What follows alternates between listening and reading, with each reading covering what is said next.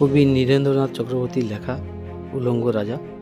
সবাই দেখছে রাজা উলঙ্গ, তবুও সবাই হাততালি দিচ্ছে, সবাই চেঁচিয়ে বলছে সাবাস সাবাস।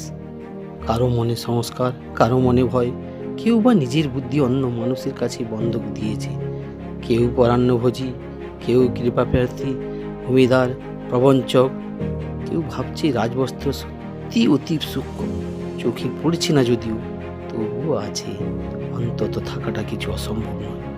গল্পটা সবাই জানে, কিন্তু সেই গল্পের ভিতরে শুধুই প্রশস্তি বাক্য উচ্চারক কিছু আপদ মস্তক ভীতু ফন্দিবাজ অথবা নির্ভূত স্থাবক ছিল না। একটি শিশুও ছিল, সত্যবাদী, সরল, সাহসী একটি শিশু। নেমেছে গল্পের রাজা প্রকাশের রাস্তায়। আবার হাততালি উঠেছে মুহুর্মুহু, জমে উঠেছে স্থাবক বৃন্দের ভিড়।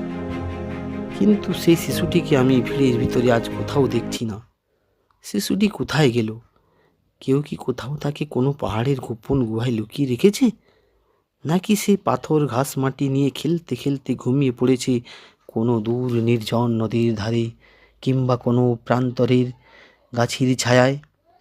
যাও, তাকে যেমন করেই হোক খুঁজে আনো। সে এসে একবার এই উলঙ্গ রাজার সামনে নির্ভয়ে দাঁড়াক। সে এসে একবার এই হাততালির ঊর্ধ্বে গলা তুলে জিজ্ঞাসা করুক, রাজা, তোর কাপড় কোথায়? ধন্যবাদ।